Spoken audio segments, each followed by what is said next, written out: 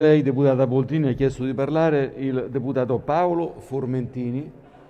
Ne ha facoltà. Prego, a lei la parola. Grazie Presidente, onorevoli colleghi, membri del Governo. Siamo qui riuniti per discutere un atto di indirizzo, una mozione, concernente la concessione della cittadinanza italiana a Patrick Zaki, studente egiziano iscritto all'Università di Bologna e attualmente detenuto nelle carceri del suo paese d'origine. Una vicenda delicata, difficile, quella in cui è coinvolto il giovane, che chiama in causa valori e interessi, in perenne tensione nella formulazione vieppiù complessa invero della politica estera di una democrazia come la nostra. Dal nostro punto di vista non ci sono dubbi. La politica estera italiana non può essere orientata soltanto al mero perseguimento dei nostri interessi nazionali, ma deve anche essere volta alla promozione di valori e alla testimonianza di una visione del mondo. E la difesa dei diritti umani ne è sicuramente pienamente parte, così come anche per tanti paesi occidentali, in testa gli Stati Uniti. Siamo egualmente persuasi del fatto che Zaki sia stato vittima di un sopruso e di una palese violazione dei propri diritti individuali, una circostanza che deploriamo con tutte le nostre forze. Siamo anche sicuri che l'abuso di cui è stato vittima non sia affatto un caso isolato, ma sia parte di un fenomeno molto esteso. Non ovunque, infatti, l'azione di tutela dell'ordine pubblico e di applicazione delle leggi si sviluppa secondo i canoni che contraddistinguono la prassi attuata nel nostro Paese. Ma qual è allora l'idea di fondo di questa iniziativa parlamentare sulla quale siamo chiamati a pronunciarci qui?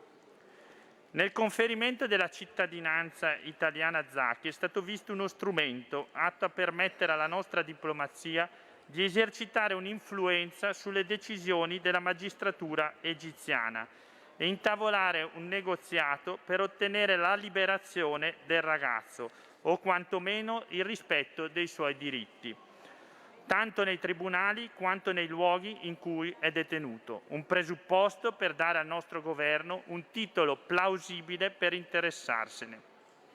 Vogliamo dirlo, condividiamo l'auspicio che questa soluzione, la concessione della cittadinanza, funzioni, ma allo stesso tempo temiamo che questo passo possa al contrario rivelarsi controproducente, lo vogliamo dire con grande chiarezza.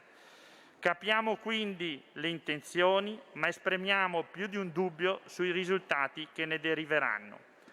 Come ci ha insegnato Karl Popper, dobbiamo sempre ricordare che esistono conseguenze inintenzionali di azioni umane intenzionali.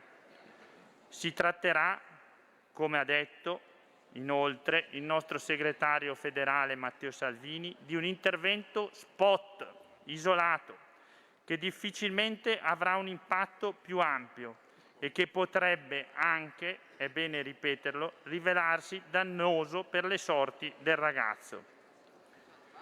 Non solo perché quanto oggi farà quest'Aula potrebbe essere percepito come un'ingerenza nella sovranità nazionale egiziana, con la conseguenza paradossale di creare un problema aggiuntivo al ragazzo, ma anche e forse soprattutto perché non dobbiamo dimenticare che l'Egitto è un partner importante dal punto di vista economico e anche ai fini del mantenimento della sicurezza internazionale nella regione mediterranea, dalla lotta al traffico illegale di esseri umani al contrasto al terrorismo jihadista.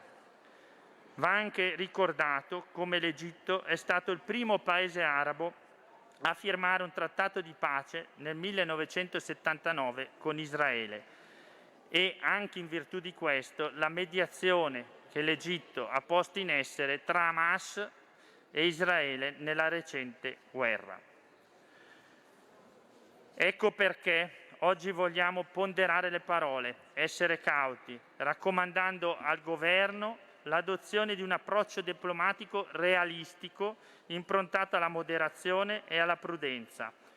Voteremo a favore con le criticità che abbiamo testé espresso, esprimendo altresì grande fiducia in quelle verifiche per la concessione della cittadinanza che il Governo vorrà porre in essere. Grazie.